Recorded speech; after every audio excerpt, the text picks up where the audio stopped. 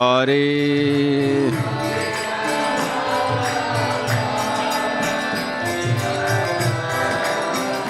Jaya Gopi Jana Vallabha Girivaradhari.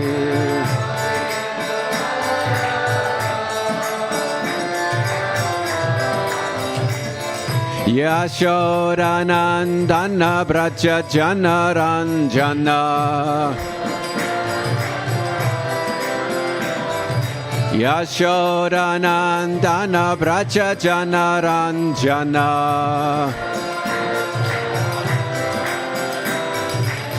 Yamuna Tiravanachari. Yamuna Tiravanachari.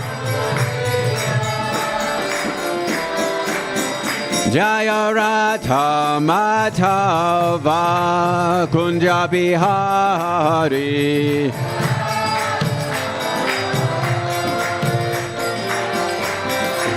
Jaya Radha Madhava Kunja Bihari.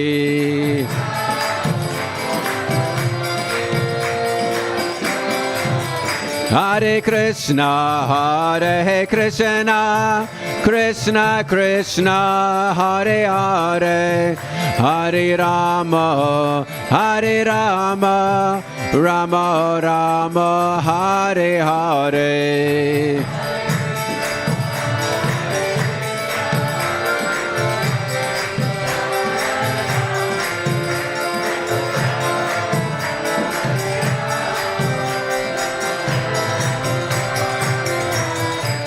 Hare Krishna, Hare Krishna, Krishna Krishna, Hare Hare, Hare Rama, Hare Rama, Rama Rama, Hare Hare.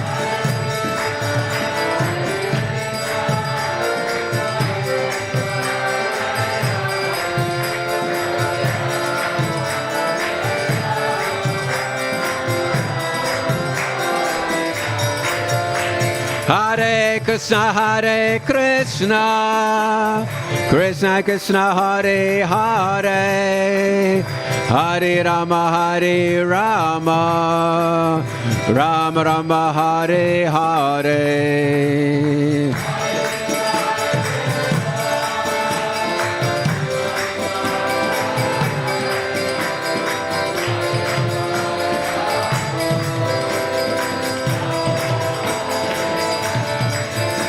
Hare Krishna, Hare Krishna, Krishna Krishna, Hare Hare, Hare Rama, Hare Rama, Rama Rama, Hare Hare.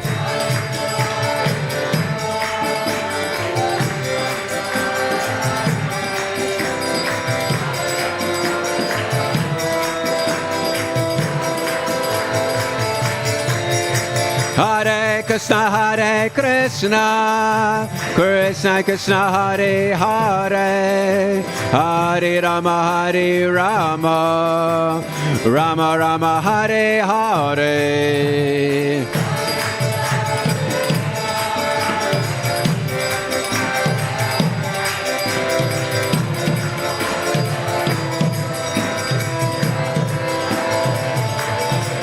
Jaya Radha Gokulananda, Radha Gokulananda, Radha Gokulananda, Shri Radhe.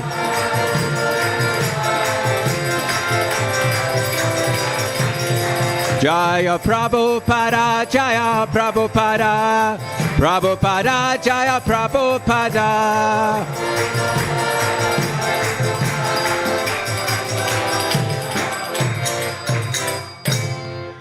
Srila Prabhupada ki jai, Grantaraj Śrimad Bhāgavatam ki jai. Jai Om Vishnupad Paramhansa Paravrajacharya Ashtottara Sada Shri Śrimad, His Divine Grace A.C. Bhaktivedanta Swami Srila Prabhupada ki. Ananda Gauri Vaishnavinda ki, Namacharya Srila Haridas Thakur ki, Prem Se Kaho Sri Krishna Chaitanya Prabhu Nityananda Sri Advaita Gadadhar Srivasari Gaur Bhaktivinda ki, Shri Shri Radha Krishna Go Gopinath Shamakun Radhakun Giri Govardhana ki, Rajbhumi Shri Vrindavan Dhama ki, Maya Purnavadip Dhama ki, Ganga Maya ki, Jamuna Maya ki, Bhaktidev ki, Shrimati Tulsi Maharani ki, Samavita Bhaktivinda ki, Nitai Gaur Premanandi. All glories to the assembled devotees. All glories to the assembled devotees. All glories to the assembled devotees. All glories to Sri Guru and Sri Gauranga.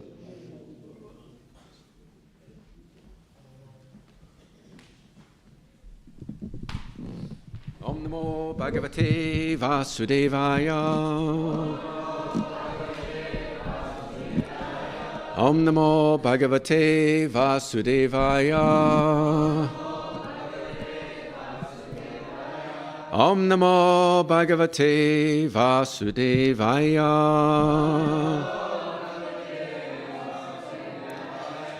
Narayanam Namaskritya Naram Chaiva Narottamam Devim Sarasvatim Vyasam Tato Jayamudirayat Nasta Prayeshva Bhadrashu Nityam Bhagavata Sevaya Bhagavatyuttama Shloke Bhaktir Bhavati Naishtaki.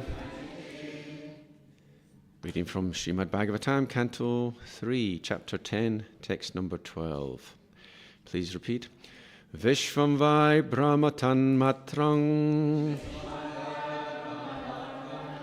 Sangstitam Vishnu Mayaya Ishvarena Parichinnam Kalina Vyaktamurtina Vishvam Vai Brahmatan Matrang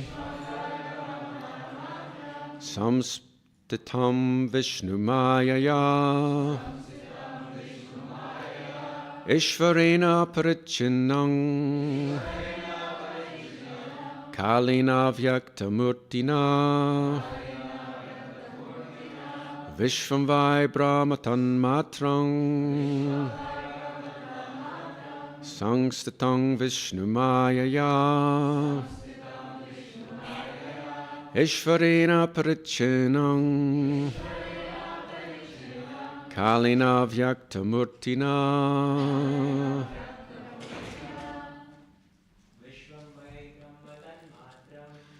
Vishvam Vai Brahmatan Matram Samsvitam Vishnu Mayayam Ishvarena Parichinnam Navyaktamurtina.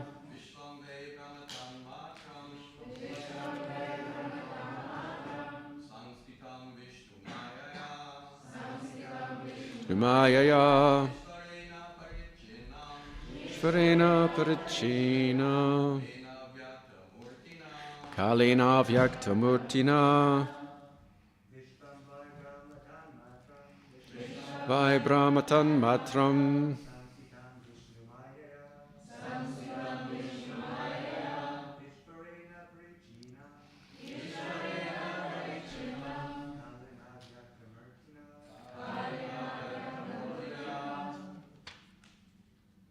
Ladies. Vishvam Vai Brahmatan Matram Samspatam Vishnu Mayaya Ishvarena Parichinnam Kalina Vyaktamurtina Vishvam Vai Brahmatan Matram Sangstatam Vishnu Mayaya Ishvarena Parichinnam Kalina Vyaktamurtina Vishvam Vai Tandatan Matrang Sangstatam Vishnu Mayayam Ishvarena Parichinnam Kalina Vyakta Murtina. Shri Radha Gokulananda Ki Jai. Okay, word for word. Vishvam, the material phenomenon. Vai, certainly. Brahma, the supreme. Tanmatram, the same as. Sangstitam, situated. Vishnumayaya, by the energy of Vishnu. Ishvarena, by the personality of Godhead. Parichinam, separated. Kalena, by the eternal time. Avyakta, unmanifested. Murtina, by such a feature. Translation and purport by His Divine Grace Srila Prabhupada. Srila Prabhupada Ki Jai. This cosmic manifestation is separated from the Supreme Lord as material energy by means of Kala, which is the unmanifested, impersonal feature of the Lord. It is situated as the objective manifestation of the Lord under the influence of the same material energy of Vishnu. Please repeat. This cosmic manifestation is separated from the Supreme Lord as material energy by means of Kala, which is the unmanifested impersonal feature of the Lord. It is situated as the objective manifestation of the Lord under the influence of the same material energy of Vishnu.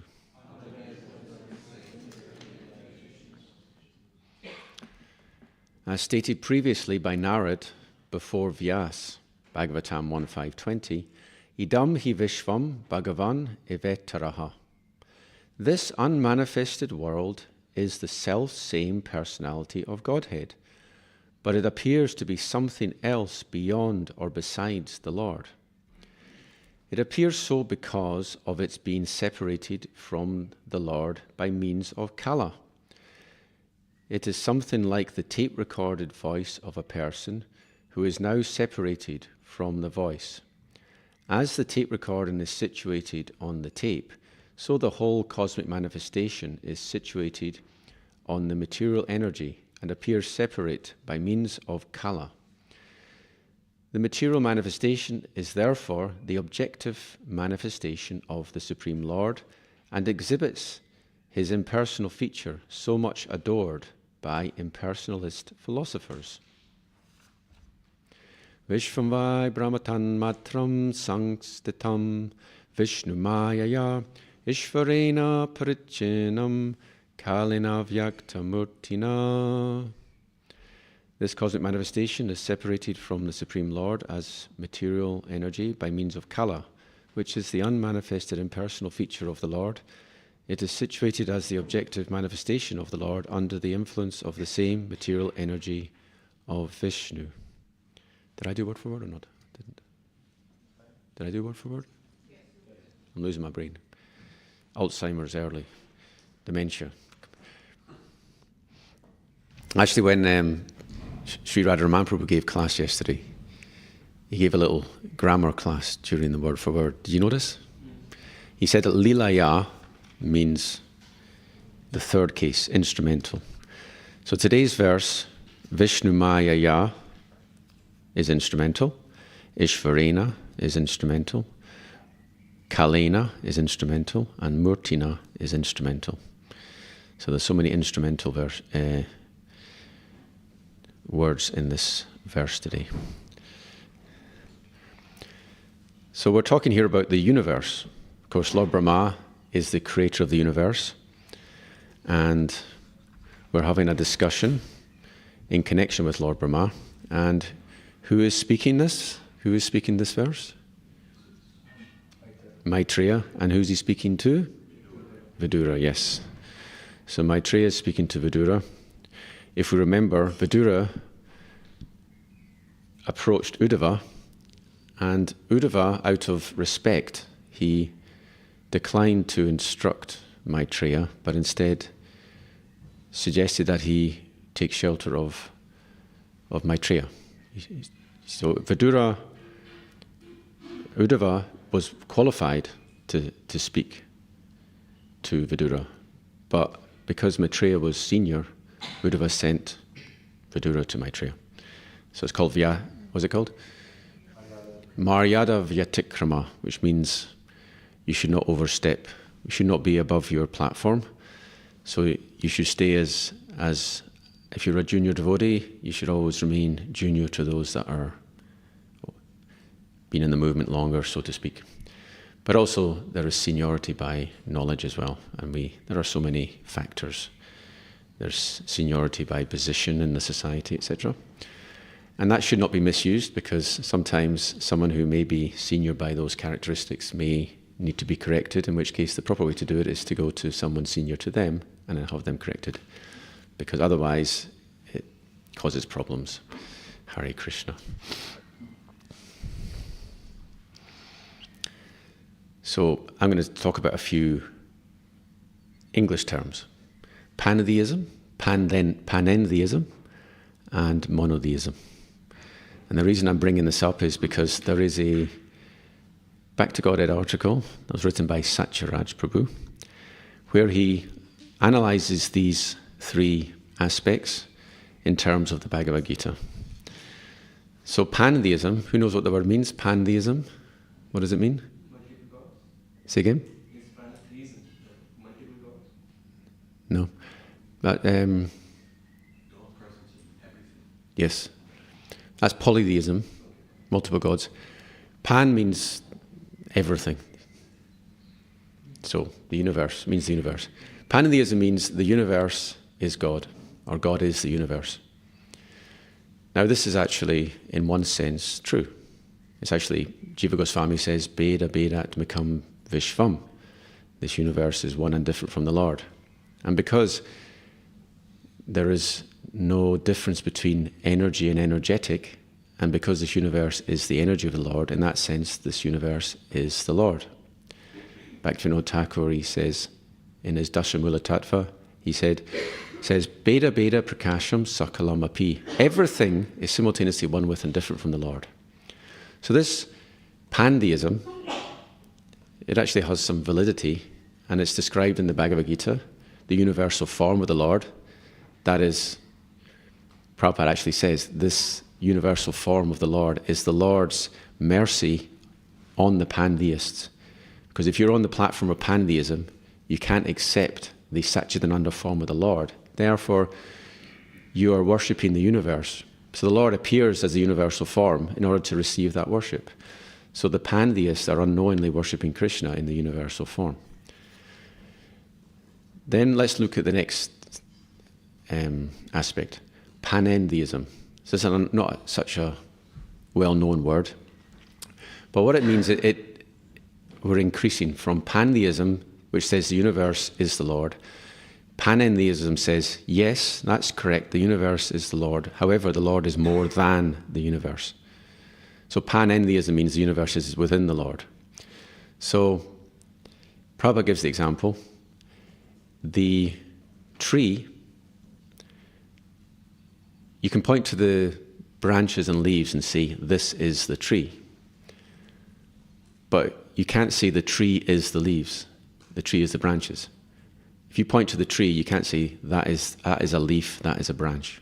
But if you point to the leaves, the branches, you can say that is the tree.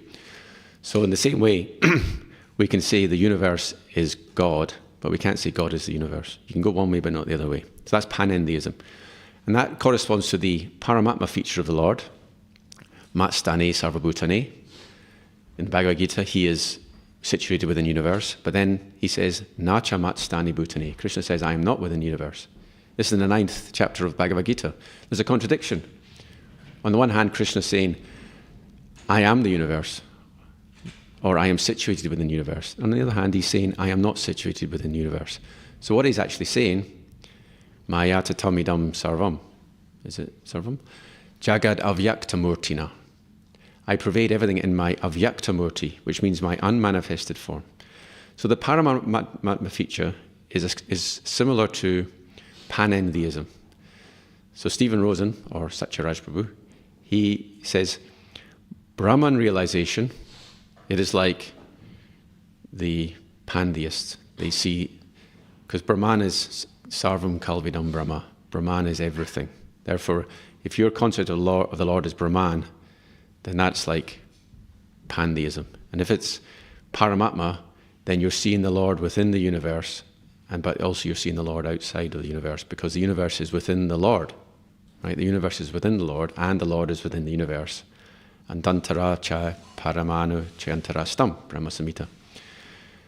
But then monotheism, now that corresponds to Bhagavan realization, Krishna's tu Bhagavan Swayam, where you're worshipping the Supreme Lord in the Satchidananda form. And if you can consider those three types of worship, two of them are connected to the universe, but the third one isn't. There's no, in Bhagavan realization, you don't need a universe. To worship Bhagavan, you don't need a universe. And it's said that there are personalities, Nityasiddhas in the spiritual world, who don't know the universe exists, because it's not required. You don't need to know that the universe exists. Paramatma realization, it requires you to understand the living entities, the atoms, how the Lord is pervading the universe and is also beyond the universe. So these are gradations.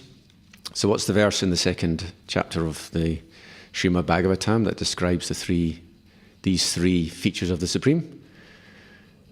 Vedanti tat vavedas tattvam yajnanamadvayam brahmeti paramatmeti bhagavani tishabjate. The Supreme, the non-dual Supreme is known in these three phases.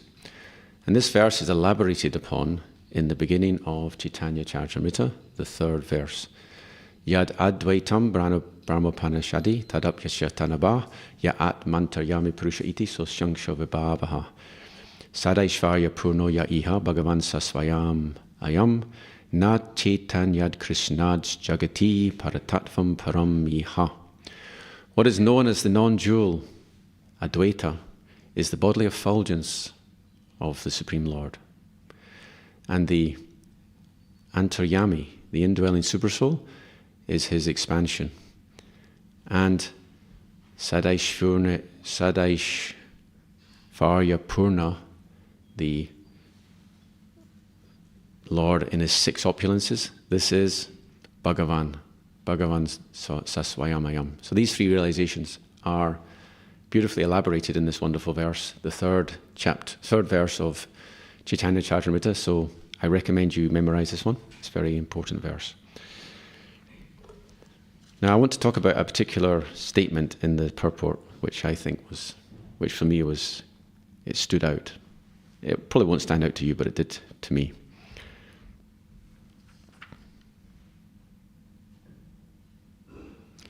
And it's actually the last sentence. The material manifestation is therefore the objective manifestation of the Supreme Lord and exhibits his impersonal feature so much adored by impersonalist philosophers. So I like this term adoring. So I was reflecting on this. Everyone in this material universe adores the universe. That's why we're here. If we didn't adore the universe, then by the law of desire, we wouldn't be here, because we're actually free to be wherever we want. As long as if we have a desire to go back to the spiritual world, we will go there. So we have this kind of concept, we want to go back to the spiritual world. But just imagine someone tells you, today you're going to die and go back to the spiritual world. You might be thinking, great, this is what I've always wanted. Or if you're like me, you might be like, I'm going to die, first of all, I'm scared of death. I have to make material arrangements. I haven't written a will, and all these things come up. I need to speak to my friends before I leave. I need to write a message to the world or whatever. And it's like, because that's where we're at. We don't actually want to leave this world. So the knot of false ego is within the heart, and it ties matter to spirit. So the reason we stay within our bodies is because of this knot of false ego. But if we didn't have that knot of false ego, we could just drift off. We could just leave our bodies at will and go back to the spiritual world and go where it's a nice, better place, right? Why be here if you go to somewhere better, right? So, but it's due to false ego. So when we say we want to go back to Godhead, what we're really saying is we want to get rid of our false ego so that we want to go back to Godhead, because we don't really want to. Because when we say we want to, what we're really saying is, I want to go back to Godhead. I don't actually want to. I want to go back to Godhead. You see? So, adoring the universe, there are different categories of people. And it's interesting when you think about this, it's all connected to Krishna. Gross materialists, they want to enjoy their senses. Now, typically a gross materialist, if you give them money, they will spend the money to enjoy themselves. And then they'll have no money and they'll be depressed. And it's said in the Varnashram system, Shudras should have a master. Why? Because if you give them facilities, you give them money, they'll misspend it. They'll get intoxicated, etc. Therefore, a happy Shudra is someone who has their necessities provided for by someone who is on a higher Varna, who knows what's good for them, you see. So Shudras aren't given independence. That's for their own sake. So that's a kind of gross materialist. But then you have those people, and I describe them as those who are chasing after the opulences of Krishna. For example, millionaires, people who work long hours doing business, right? They are attracted to wealth. The wealth is one of Krishna's opulences. Krishna is all attractive. They're attracted to that particular opulence of Krishna. And therefore, they will undergo austerity in order to attain that opulence. So the gross materialist, they're enjoying, why? Anandamaya Vyasat, because Krishna's the enjoyer and they have that enjoying spirit. So they're trying to enjoy, but Krishna's the one that enjoys fully. Krishna can have 16,108 wives. Materialist here in this world, well, some people can have 20, 30, depends on which culture you're from. There's some cultures where that's allowed, but it doesn't make these people happy, and it's difficult. Prabhupada said it's hard enough to maintain one wife, or to speak of 20, you see. So it's difficult. But these are people trying to enjoy like Krishna, then those who are trying to get the opulence of Krishna. I mentioned those who are seeking wealth, but you have these people who try and become the world's strongest man, for example. Now, Europe's strongest man, he came to Bhaktivedanta Manor a few months ago.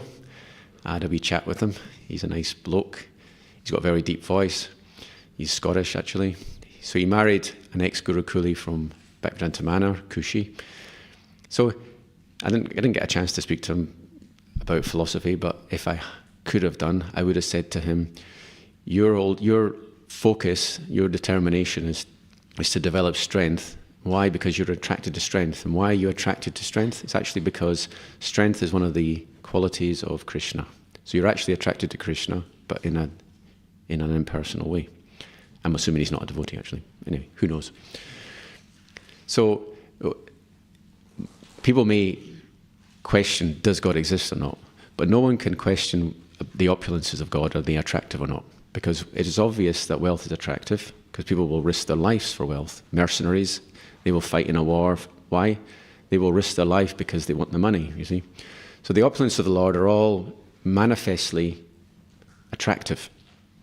The beauty, we have the beauty industry, we have the economy, it's all based along Krishna. People want to be famous.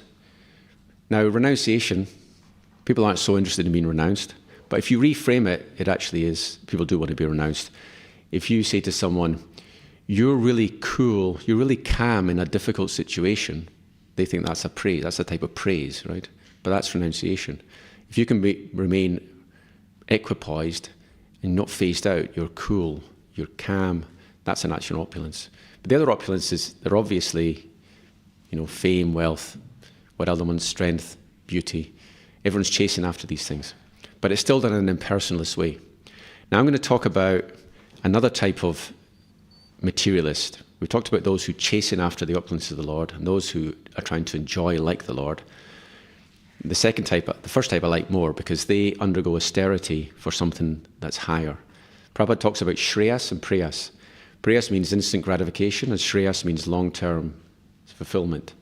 And he gives the example that a child doesn't want to go to school, but the parents force the child to go to school because they understand the long-term benefit of education. So that's Shreyas. The child's thinking in terms of Preyas. Now, the ultimate Shreyas is devotional service. The Shreyas I'm referring to like collecting of the wealth, that's still temporary. So it's a type of Preyas in effect. But anyway, But there's another type of materialist, and it's mentioned in this purport, and I want to talk about this, is the impersonalist philosophers who adore material creation. Now, when I read that, you can think of that in Vedic context. You can think of that in terms of, say, Brahmavadis or Mayavadis, etc. Or you can look at it in terms of material scientists. Now, material scientists adore the material creation. They spend their life scratching their heads or sometimes banging their heads off a wall, trying to solve life's mysteries in terms of the universe, right? And when they make a breakthrough, it's just such a wonderful experience, and they get a Nobel Prize, and they feel very happy, you know. So people will spend a life career analysing this material world. They don't think to look at the bigger picture, where it came from. Indra Prabhu gave a nice example. He said, if you throw a bone to a dog will take the bone. If you throw a bone to a lion, the lion will look to see who threw the bone. So the lion's got a different vision. He's looking, well, I can maybe get something more out than just the bone. So we should be like that in our interaction with this material world. We should, rather than just enjoying this world for what it is, we should ask ourselves, where's it coming from? What's the source of that? What's the source of beauty? What's the source of these things? And then that ultimately takes us to Krishna. So let me talk about impersonalist philosophers. Prabhupada, he said, one of the main parts of his mission was to defeat the scientists. You know this, right? He would get very excited when any of his disciples would debate and defeat scientists. Swarup Damodar Maharaj was an example. The Bhaktivedanta Institute, right, of Science, what's it called?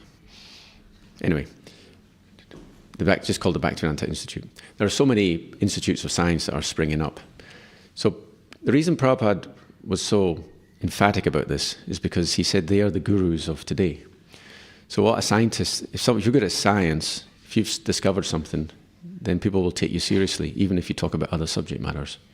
So a lot of scientists, they do talk about religion, and people are interested to hear what they have to say because they're an authority on science. But that doesn't mean they're necessarily authority on religion. So I'm going to talk about how some arguments you can use to undermine a puffed up scientist. Now, not all scientists are puffed up. Prabhupada was generalizing when he said the rascal scientists, material scientists, they're rascals, because some of them are actually theists, and some are even Vaishnavas. I was listening to a podcast. See, I do find science, theoretical physics, I find it interesting. I got a degree in maths, so I can understand some of it, not so much of it, but some of it. So I adore that impersonal feature of the Supreme.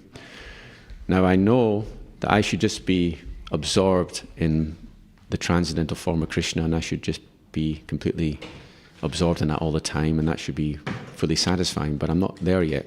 So what I try and do is I say to myself, well, I'll study this instead, and I'll use it for preaching, because that's how we justify anything in the Hare Krishna movement. I'm doing it for preaching. So some people, they maybe want to do management, so they go off and get a degree in management, and they say, so I can help manage the International Society for Krishna Consciousness. And some do and some don't.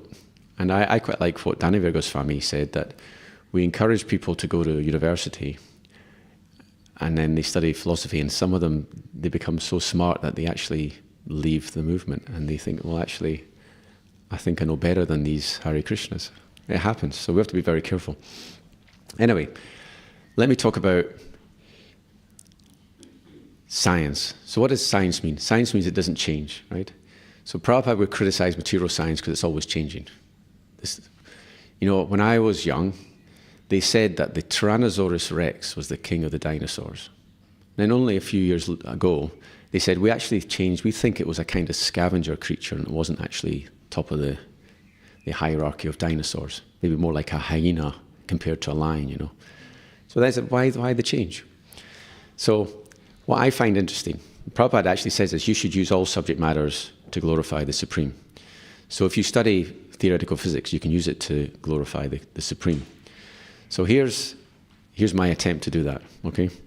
First of all, material science, it is the ascending process, which is known as the Aroha Panta. Ascending process means it's imperfect. We take knowledge coming down, which is called the Avaroha Panta, and it's Brahma. So, because Bhakti Reuben's coming here, I'm going to say something that he will like. Satam prasangam amavirya samvido bhavanti ritkana rasayana kata tas joshina shashva bhavarga vatmane shradarati bhaktira nukramishyate. If you hear from devotees who have potency, the sound vibration, then it will awaken Shraddha, Rati, and ultimately Bhakti, which in this context means Prema Bhakti. Okay? So the way we develop in knowledge and the way we develop our love for Krishna is through hearing. You know, Shrutekshatapat means the path of hearing. We hear, we see through the ears.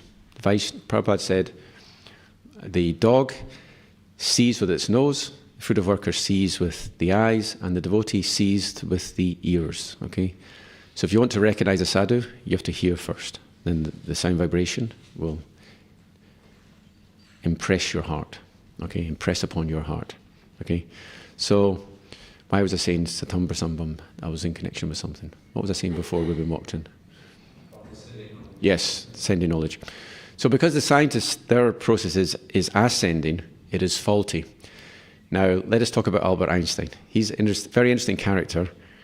And here's how I can see him. I see him as someone who was accidentally coming closer and closer to the Vedic description of cosmology without realizing. But he made mistakes due to his own biases that stopped him from realizing this. So I'll explain what I mean. When he discovered his relativity, there was a problem. The mathematics said the universe is expanding, and he's like, that can't be right. So what he did was he introduced another term called the cosmological constant to get rid of that expanding universe. He wanted a static universe because everyone knew the universe is static, it doesn't expand. Later on, he said that was the biggest mistake he ever made, because actually he didn't need to add it, because later on, as through astronomy, through telescopic observations, etc., they discovered, I guess it was redshift, they discovered that the universe is indeed expanding. You see, so here we have probably the greatest scientist of his time. He didn't trust his own maths, and he had to try and twist things in order to get the concept that he wanted. Okay? Now, he made another mistake in terms of quantum mechanics. And this year's Nobel Prize for physics went to a group of scientists who proved non-local realism. What Einstein thought, for example, if I'm somehow correlated with Ananta here, Ananta Achyuta, like, that can only happen if there's some communication between us. I'm trying to explain. If anyone has heard of quantum entanglement, I'm not going to try and explain it because we don't have time. But quantum entanglement means two particles, they seem to know what each other is doing. Now, Einstein said that can only happen if there's some communication between them, and communication can only happen at less than the speed of light. So, but then later on in the 60s, an experiment was done where they discovered that there was some correlation, but it couldn't happen. There couldn't be any communication at the speed of light. So Einstein, he called quantum mechanics spooky action at a distance. You've probably heard this phrase. Spooky action at a distance. He thinks it's not possible for two things to be correlated unless there's some communication between them. Now, that was later on, it was disproved in the 1960s, but it was more conclusively disproved this year, and the Nobel Prize for Physics went to the group of scientists who basically did that. So in other words, Einstein didn't really understand the cosmological constant. He didn't understand the quantum mechanics properly. Now let's wind on closer to the present day. Since the time of Einstein, there's been a lot of developments. And once again, the mathematics points towards, instead of there being a universe, there's actually a multiverse. So scientists, just like what Einstein does, they try to twist the maths to get rid of the expanding universe. What modern scientists have done is they've tried to twist the maths to get rid of the multiverse, because they think, well, there's not a multiverse, there's only one. Therefore, let us fiddle with the maths to get rid of the multiverse. Now, there's a further development. This is a Nobel Prize winner. He's a British physicist. His name's Roger Penrose. He's taken science, theoretical physics in another direction. He's saying he doesn't believe that there's a unique Big Bang. He says, actually, the universes are created in cycles.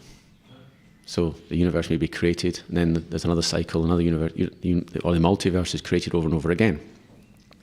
So he's not actually mainstream, but because he's got a Nobel Prize, people take him quite seriously. So we see what's happened here.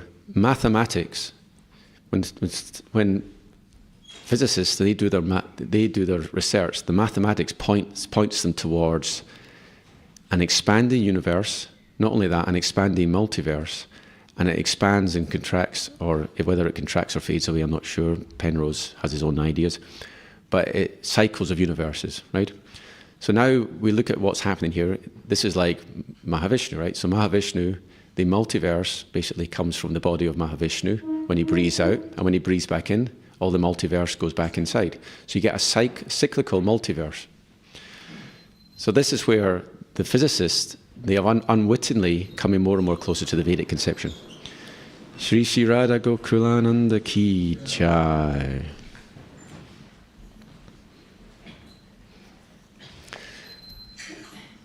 So if we have any interest in science, we can pick up on these things, and then we can explain to scientists, well, you're conditioned, you have a certain conditioning, you thought the universe was static, but now you say it's expanding. You thought there was a universe, now you say there's a multiverse.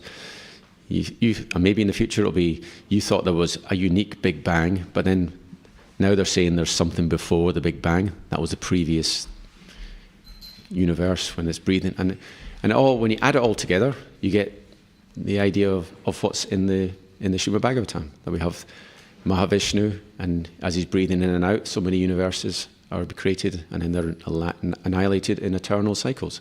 That eternal cycle being the breathing of the Lord. It said the Vedas are the breathing of the Lord. So when did the Lord first breathe? Well, he doesn't have a first breath because he's eternal. Therefore, the Vedas are eternal. Knowledge is eternal, and it doesn't alter. So we can say our knowledge is pure and it never changes, whereas the material scientists, their knowledge changes. Now here's another interesting experiment that was done recently, which for me it's a good way to prove. I'm going to say prove. Does it really prove?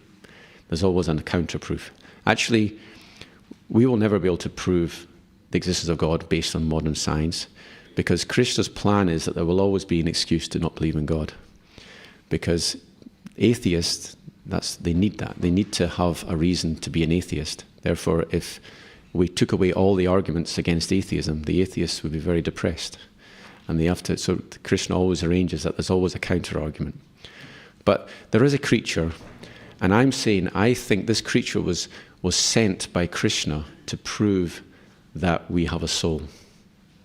It's called the planarian. Anyone heard of the planarian? You have? Yes, I told you, right? Yes. It's a flatworm. So I'll tell you the experiment that was done. So these flatworms, they're very tiny, and then the scientists, they created a maze, and they put food in one part of the maze, and the planaria, they had to find their way to the food. So at first, they're getting really hungry. Eventually, they learn their way through the maze. And once they've learned through the maze, the next time there's food, they go straight to that, because they have a memory. Now, these planarium, they're a funny creature, because if you cut off their heads, they will grow a new head. So the neuroscientists, they argued, well, if you're going to cut off the head of the planaria, they're going to lose their memory, because the memory is stored in the synapses. I mean, I don't know if a planaria actually has a synapse or not. Anyway, they have a brain. They have a head. So what they did the experiment. They cut off the heads of these. Not very nice thing to do. Anyway, ultimately it proves that the soul exists. So I think it was a sacrifice. They cut off the heads of the planaria, and then they grew a new head. I think it takes several weeks. And then they put them in the maze. And guess what happened? They knew where the food was. So they've lost their head, they've grown a new head, but they still have the memory. So how is that possible? It means that consciousness exists beyond the brain. I don't know if they called brains, but anyway,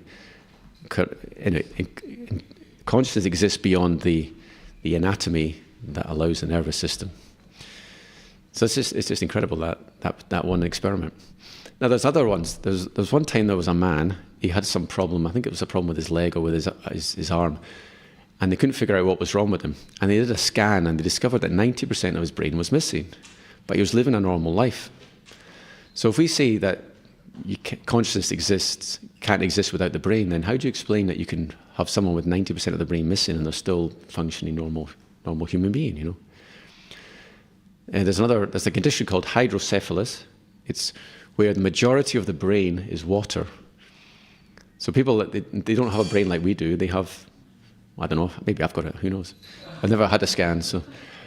People with hydrocephalus, how can they have 90% of their brain missing and they still live a normal life? I mean, how is this possible? You see? So all these things it's basically a false notion.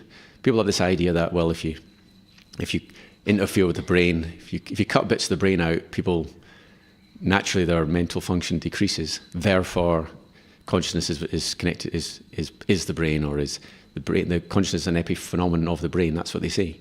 But the alternative way to look at that is to see it as hardware. Now I'll give you an example. This microphone, if I took a hammer and beat out the microphone, you would no longer hear me through the microphone, right? That doesn't mean I've died, it just means you can't communicate. So if you screw up someone's brain and they don't function properly, it doesn't mean that they're no longer conscious. It means they can't interact, their consciousness cannot interact through that mechanism. That brain is like an instrument through which consciousness acts. If you cut up the brain, you just damage the brain, give someone brain damage. That means the mechanism, the instrument, is no longer able to convey consciousness, but it doesn't mean consciousness doesn't exist, you see. So these are some of the arguments that we can have with the scientists, you see. Now I'll say something about time, because Ananta Achyuta, he asked me to say something about time. Well, he kind of said he wasn't satisfied. So I think at the end of the class we're going to ask Ananta Achyuta his reflections on time, because he probably has. Just to give the background, Maitreya, in a previous verse, says, eternal time is the primeval source of the interactions of the three modes of material nature. It is unchangeable and limitless, and it works as the instrument of the Supreme Personality of Godhead for his pastimes in the material creation. And today's verse also mentions time. This cosmic manifestation is separated from the Supreme Lord as material energy by means of kala, which is the unmanifested impersonal feature of the Lord. So what's the word for separated in Sanskrit? Pina, right? And what's the Bhagavad Gita verse? Yeah, Bina Prakriti Rasta, Bhumir Apollo, Nalo Vayu, Kamano Buddharevaha, Cha, Ahankaraiti Yami, Bina Prakriti Rasta.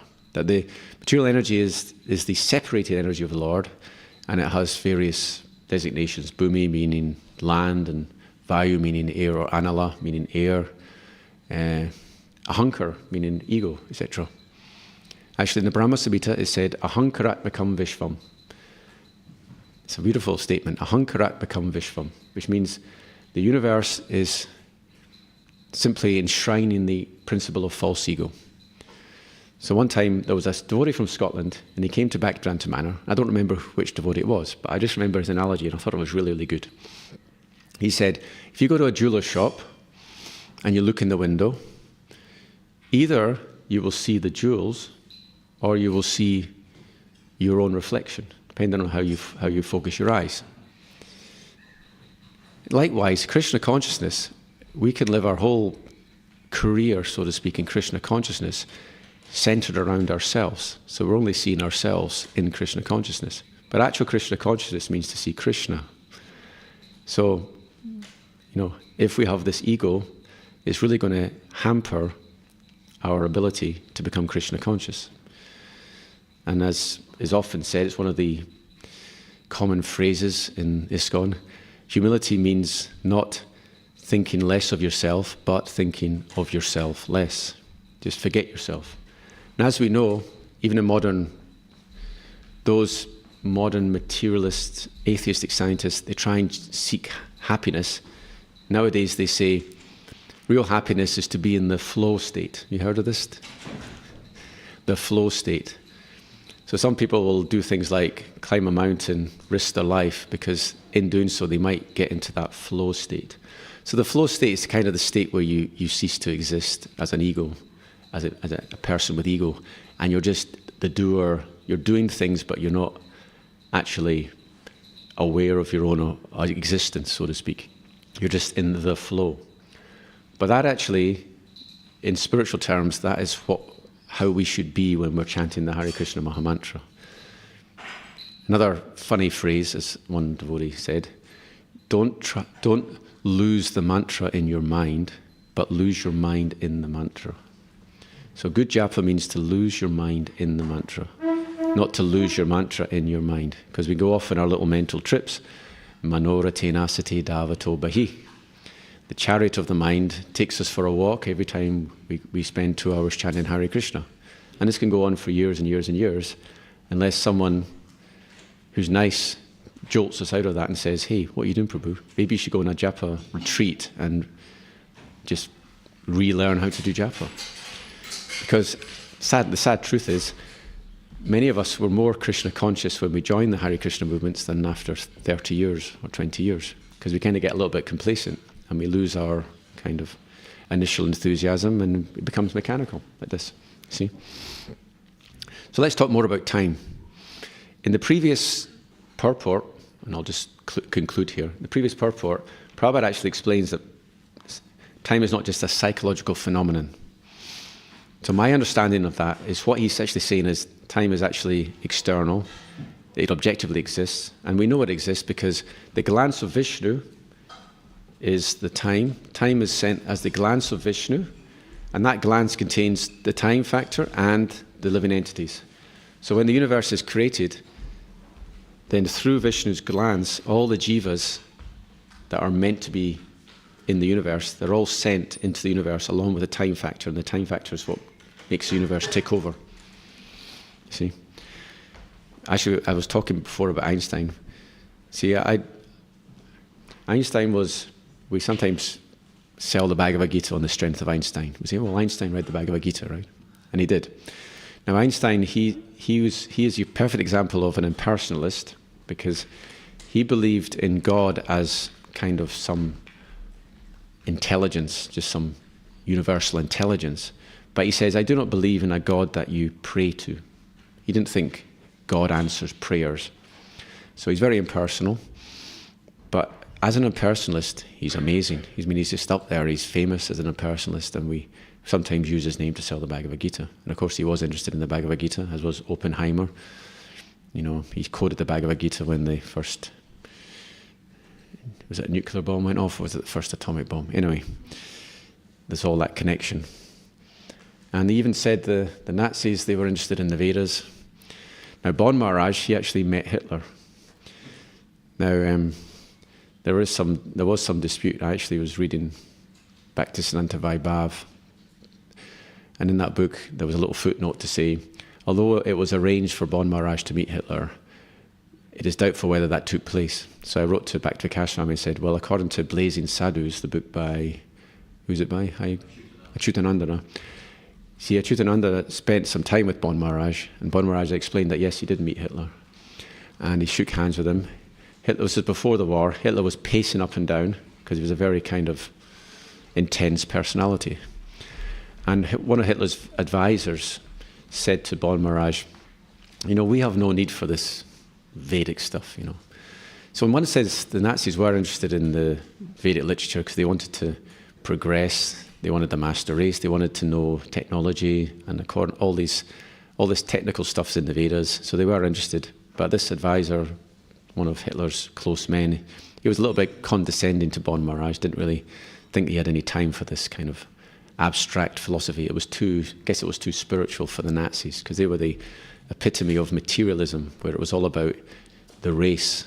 It was about, so we have this concept of the Aryan race, but it's available to everyone. It's based on consciousness. So anyone, Kirata, was it verse? Hunandra Palinda Pulkasha. Doesn't matter what race you're in. Yenye cha papai charapasrashya tasmanti Chujanti Tasmai Prabhavishnave Namaha. Anyone who worships Vishnu, doesn't matter what race they come from, they are the highest, you see. So that is the actual iron race. It's available to everyone through consciousness. Of course, the Nazis, it was all about through just a birth line, and you have to, I don't know what they actually said. Some say it was blonde eye and blonde hair and blue eyes or something, but anyway. Enough of that. Hare Krishna, Krishna Krishna, Hare Hare, Hare Rama, Rama Rama, Hare.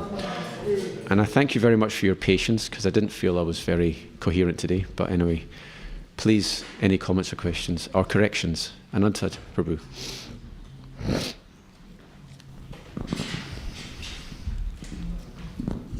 One quick question to the and yes. One small correction. Oh, thank you. You said it twice. When I was young, I studied. You are still young, Prabhuji. Who said you are old?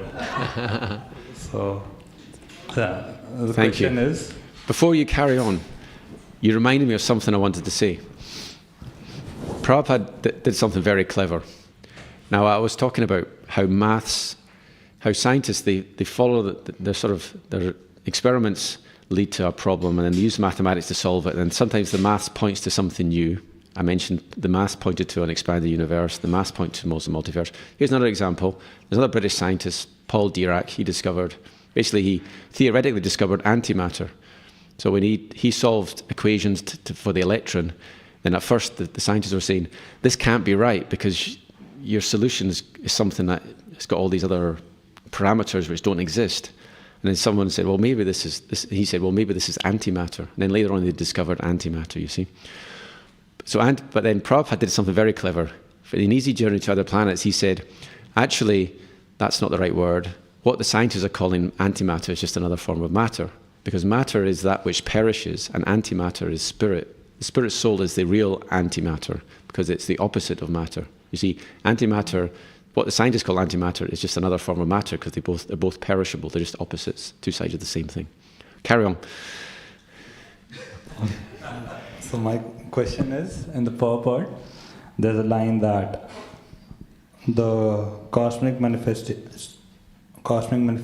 is situated on the material energy and appears separate by the means of kala, by means of time. Yes. But to me it appears that it is separate by the means of both time and space.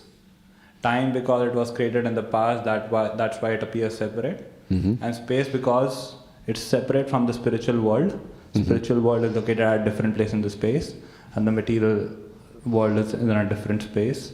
Mm-hmm. That's why it appears separate. Is this understanding correct? It wasn't what I had, from my understanding of that. My understanding was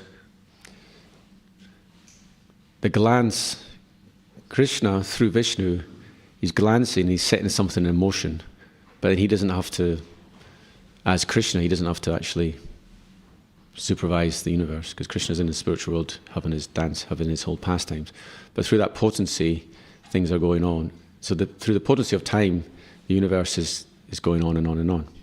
That's my understanding of it. But going back to your thing about, if you say this material world is separated from the spiritual world in terms of space, well, there's one, you probably know this verse, there's one verse where it says that within the atom, within every atom is not only Krishna, but the whole spiritual dam, I think the fire, the guru, the spiritual master, the Krishna, and all his dam, all his associates are all present within the atom. So it's like the spiritual world is everywhere, and it's within every single atom. Krishna's there within every atom. So we can't really say that the universe is here and the spiritual world is somewhere else. Anyway. But yeah, look, I'll be honest with you, that purport, today's purport, and also the previous purport, when I read about time, every sentence I'm like, what does that mean? What does that mean? And I can't actually access any of it. I need some mercy from someone with spiritual knowledge to actually access that. But if anyone has any, Srinivas Prabhu. Yeah. I've got something on consciousness. Thank you. Yeah, it's not on. This is Sanatan Goswami. He says, question is, 10th Canto compound on Sartha, he quotes Sartha Deepika, and he says, those who have materialistic eyes, Krishna will give them distress in the form of time. Mm. And those whose eyes are within meditating on him, he will give them happiness as super soul. Thank you.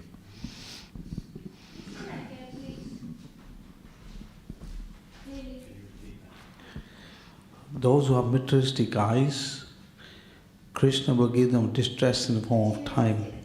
Materialistic eyes. Yeah. And those whose eyes are within, he'll give them happiness as super soul. Thank you. We have this thing, oh, I'm getting old. Right? I'm getting old. That's distress in the form of time.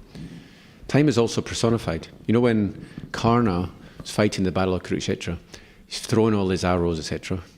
And at one point, he saw time personified. And time personified said to him, your chariot wheel is sinking into the mud. Of course, he came off the chariot wheel, and because of a previous curse, he forgot his mantras, and Arjuna killed him while he was off the chariot. And he couldn't remember them.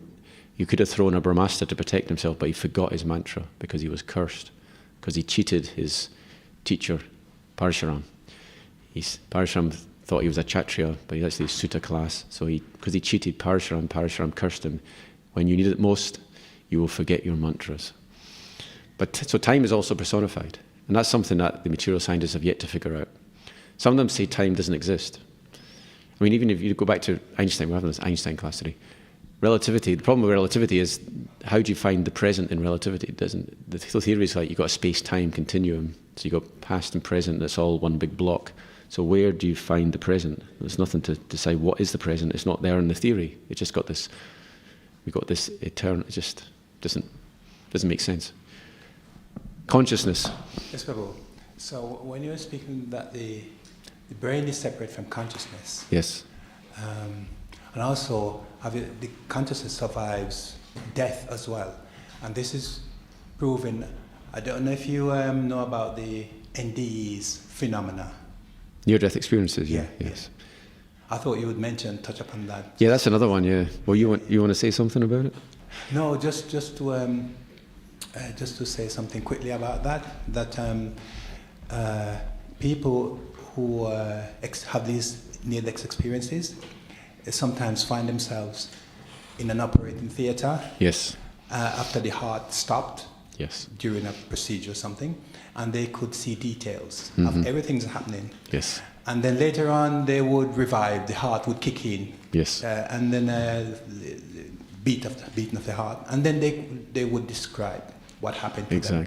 But there's more to it than that, because I read some of these stories and they're quite fascinating. Because sometimes they go off somewhere else and they have these amazing experiences. They go through a tunnel. Yeah, an experience of light, and then they Jesus and all these things.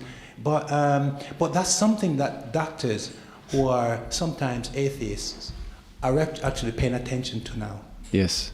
They're so convinced sometimes so they're many bewildered of them. By these experiences. You can spend a day on YouTube watching these videos actually.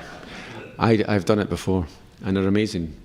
And what often happens is they say, and we meet these persons, or we meet God or Jesus or whatever, and then they say, oh, you have to go back now, and they say, I don't want to go back, I don't want to go back. So this is good. Prabhupada used to make fun. Either someone said to Prabhupada, oh, I want to travel to another planet, easy journey to other planets. Say, can I go to the spiritual world and then come back? And Prabhupada's like, you rascal. Because that's the wrong attitude. If you go there, you don't want to come back. So it's a one-way ticket. You want to go to the spiritual world, don't think I'm going to check out the spiritual world and come back. Here's a counter-argument to that, and I'll give my counter-argument.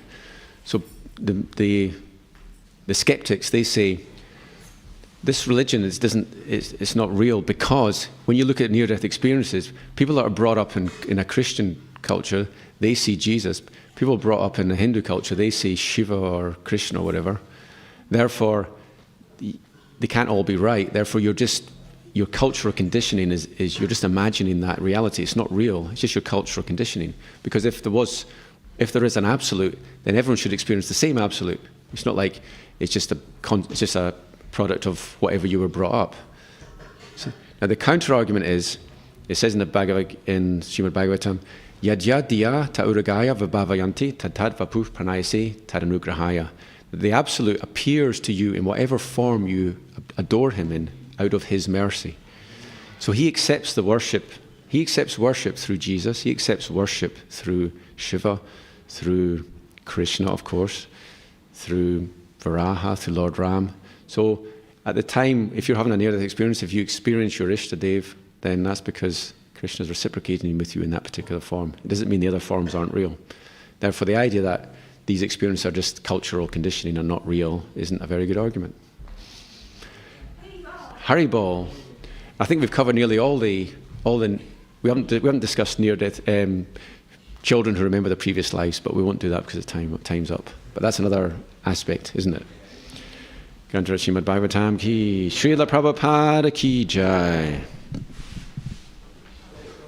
Prabhu ki jai. Oh, Krishna.